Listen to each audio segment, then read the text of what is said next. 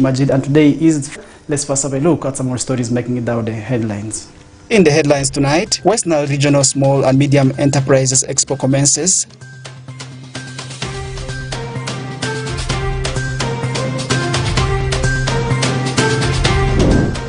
One chairperson sentenced to 14 years imprisonment over murder of 2 people.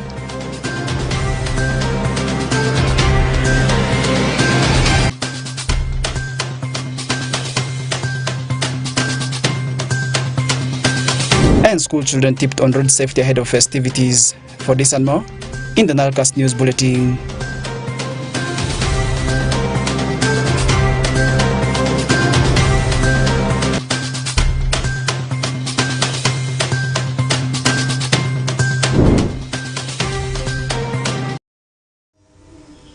Welcome back, and once again, thank you so much for joining us for the NILE CAST News Bulletin with me, Majid.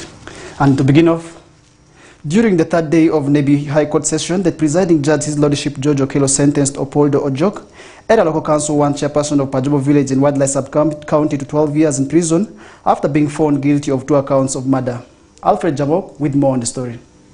The judge, while reading the charge of aggravated assault and murder to the accused, he observed that prosecution was beyond reasonably convinced, basing on substantial evidence that the accused and others were at large on 1st October 2022 at Pajobo Village, Wadlai Sub-County, Pakwach District, assaulted and killed Nicholas Unikalith, 65 years, and Oyochan Santolina, 45 years, on accusations of witchcraft. The judge further noted that the area local council 1, who should have protected the victims, acted gruesomely to kill the victims after he convened a meeting to pin the victims. In his ruling, the judge said the maximum sentence to such capital offense is 35 years to life imprisonment, but the Supreme Court has nullified it, basing on the facts that the accused is a first-time offender and pleaded guilty to the 2 counts. He deserves 12 years concurrently. In the circumstances, I'm of the view that a sentence of 14 years would meet the ends of justice on both counts.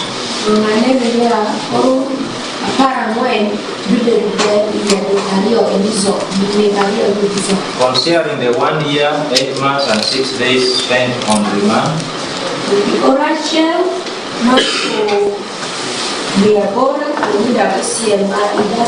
and therefore sentence Edu Ojoko to 12 years, 3 months, and 24 days imprisonment on count 1 and count 2 respectively. Both sentences are to run concurrently starting today.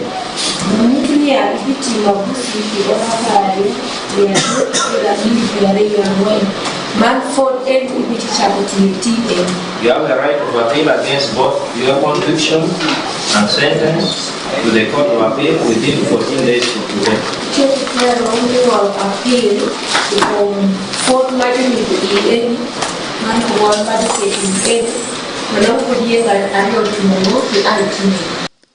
The resident state attorney Nebi, Samuel Achusha, prayed for a deterrent sentence given to the accused so that the rest of the members of community can be deterred against the rampant cases of witchcraft in Alur land.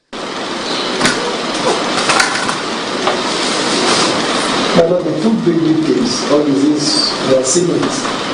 That is, they had people to take care of, and those people who were dependent on them lost it. Deceased persons had children. That family members to take care of. At least for the lady, she said that her son reported, so she has some. She had a child, but I'm not aware of the other one. But not easy that only one of the diseased person. They have the family to take care of. Okay. Meanwhile, the defense lawyer of the accused, Counsel Ronald Onenchan, accepted the judgment, saying his client was remorseful before the judge. Onenchan said his client is free to appeal to the ruling within 14 days if he is not contented with the judgment of his case. The man pleaded guilty. He admitted all the atrocities he caused, and therefore, to me, the sentence, unless otherwise, it is a little bit fair, according to me, just like the consistency of cases and sentencing guidelines of recent. The Supreme Court, the Court of Appeal, is taking into account all those factors and giving a sentence ranging between 10 to 20 years. So the sentence is not totally absurd. It is well within the law. But still, I am going to talk to the convict. If he feels it is unfair, and then we shall definitely take on appeal. He was sent to Koch government prison, and criminal summons were issued to the other suspects in the case who are at large. During the third session of the High Court in Nebi, the presiding judge handled 31 files, as other criminal files are to be retrieved from the Arua High Court. Alfred Jawok, West Nile TV, Nile Cast. Welcome back, and more in the stories. As the days keep drawing closer to the festive season where accident cases are rampant, Vivo Energy, in partnership with Uganda Traffic Police, are undertaking a nationwide campaign to ensure the safety of road users during this period. Yesterday, on the 23rd of November 2023, they trained the pupils of Arua Primary School where they gave out 40 helmets to 40 pupils who travel by boda boda. Take a look at the story. Traffic Police, in partnership with Vivo Energy, team up to sensitize the members of the public on their safety on the roads ahead of the festive season. As part of the national awareness campaign, the two entities train pupils of Arua Primary School in the campaign that targets motorists and other road users. Superintendent of Police Kananura Michael, the Traffic Police spokesperson and Road Safety Directorate, says the campaign targets drivers and motorists who are the major contributors of accidents in the country. As we approach these days, of course, a lot of things, like I started earlier, happen. And we urge all community members of the community, motorists, road users, please let everyone be careful. And we must also know that road safety is the responsibility of everyone. What do we need to do? If we are passengers, we also have what to do. If we are drivers, we also have what to do. Riders, traffic officers, everyone. So to the motorists, those who drive on these roads, please do not speed, do not drink and drive, and be careful when you are going to overtake, because these are things that are causing crashes. Especially when near festive seasons, you tend to find people wanting to get to places so faster, yet they have started late. Valero Kecha from Vivo Uganda implored the learners to wear helmets at all times while boarding boda bodas. And for those of you who use boda bodas, Vivo Energy has come here to say that please ensure that you always have a helmet on your head, because a helmet is the only way you can save yourself from dying in case of an accident from a boda boda. If you look at this helmet, we are saying, what's the word here? Heads up, yeah? But below the heads up, there are two words here, actually four. What does it say?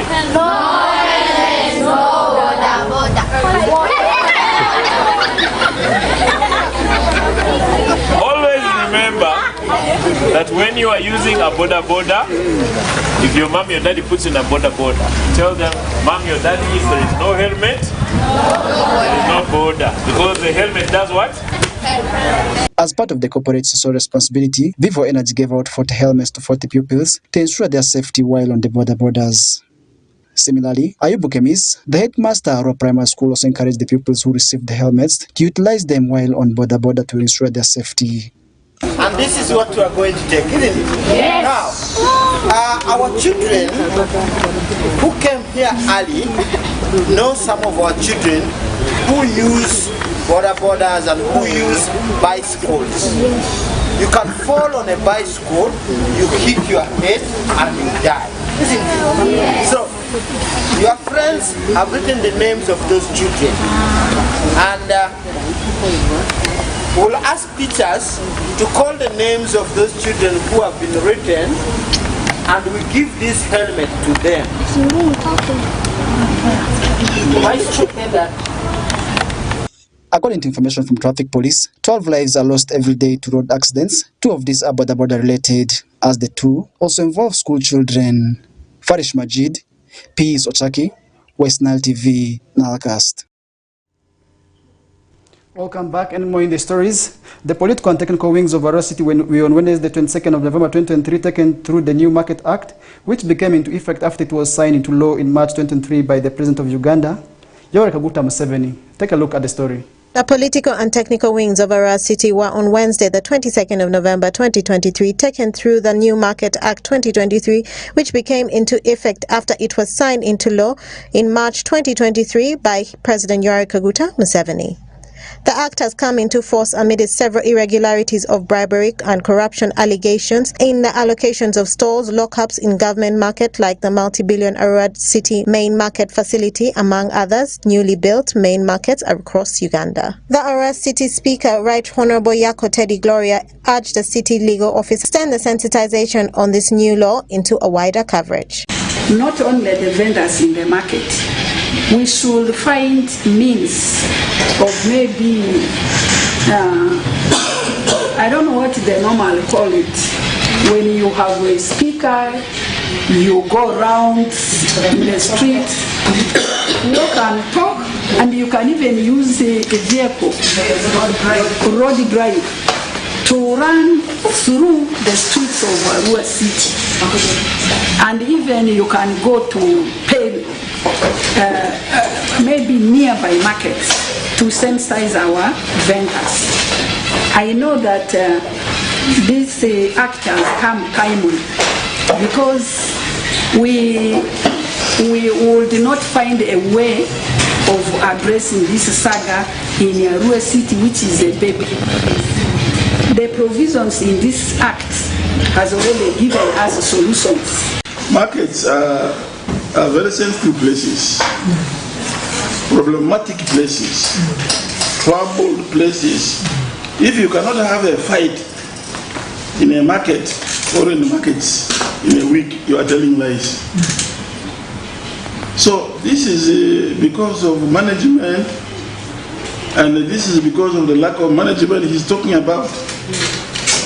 And I think it's very good so that he has the opportunity, other people have the opportunity, so that they go back to these markets in a lecture exactly the way he's lectured to us, and also organize the management, the running, the people who can run the markets.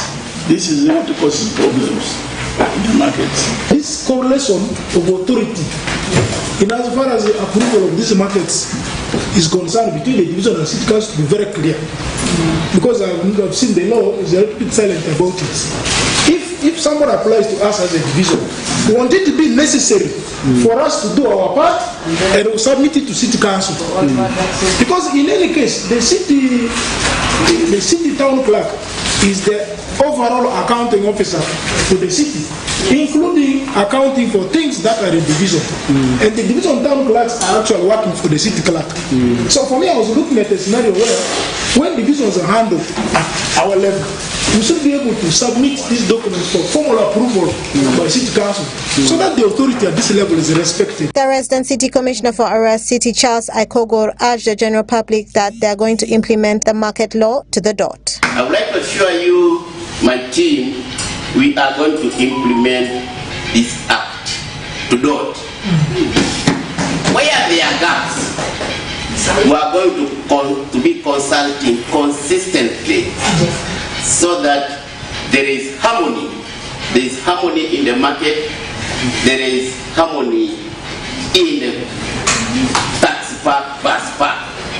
Fortunately enough, you know the law does not cover everything 100%. We have our learned friend here.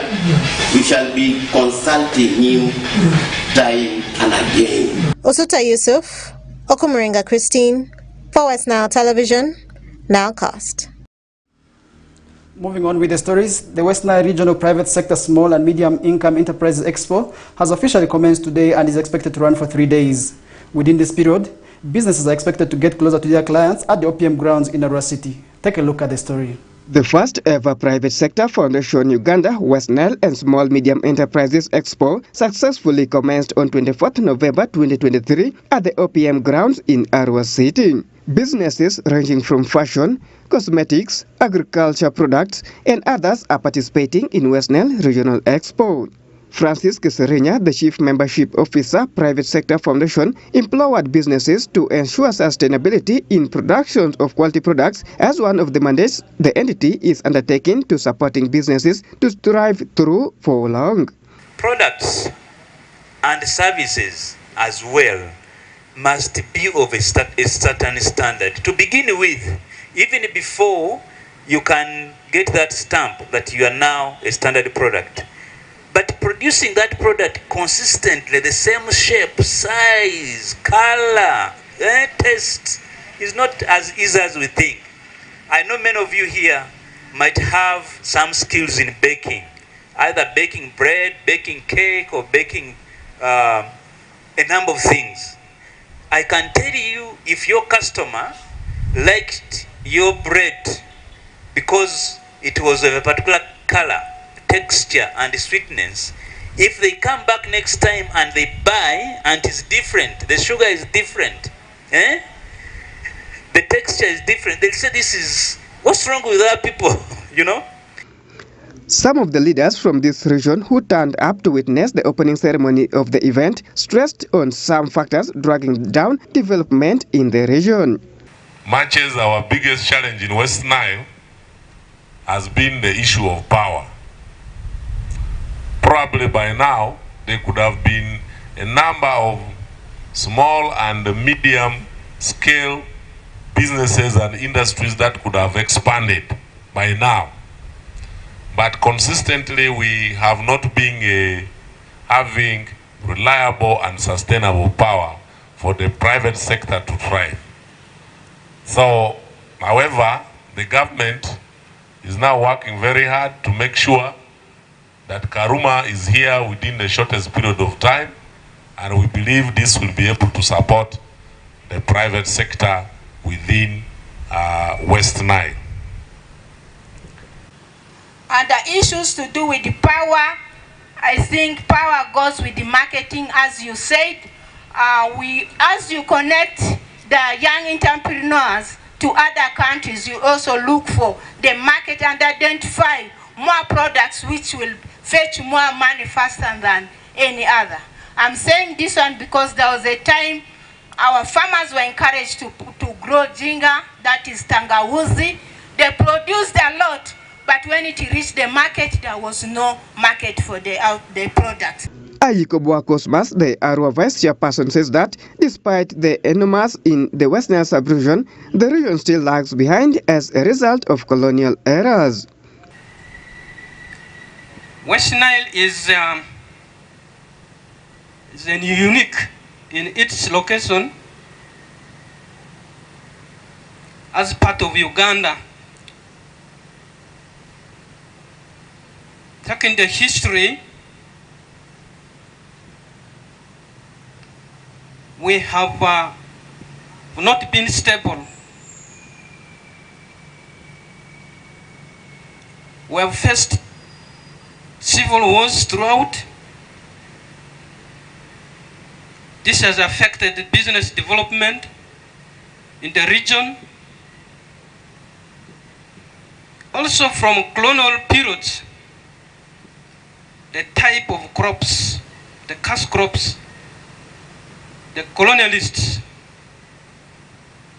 introduced to Western region, some have caused more disaster than good, especially the tobacco growing. Much of our community members are products of tobacco growing through education, but this has negatively affected our environment. Aiko Jobel, the Arua City Commercial Officer, called upon business owners to use the expo to share ideas, since most businesses from the region have been left behind due to lack of new ideas. Business are not growing is because they miss opportunities of this nature. this is one of the prime opportunities where you network, you are linked to financial institutions and other businesses that have grown. So this has not been possible, but with this opportunity coming, even the opportunity of private sector foundation Uganda coming to open up a regional branch here, it will boost our businesses. And this is the beginning of a new chapter. We encourage all participants, all exhibitors, also the public, general public, to come and window shop and also buy the products.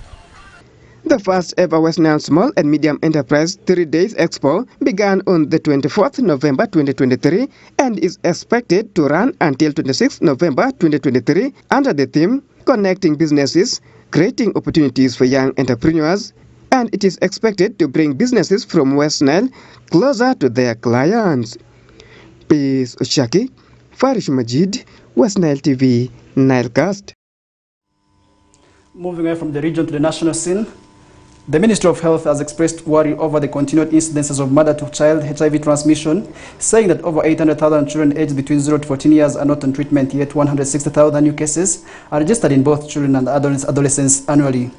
In a bid to end the spread of HIV and stroke AIDS among children by the year 2030, the Ministry of Health Permanent Secretary Diana Twine says more focus will go into educating adolescents and adults who are often to blame for transmitting HIV to children. This was during the launch of the National Action Plan to end HIV/AIDS in children by the year 2030. And that does it for our news bulletin. Thank you.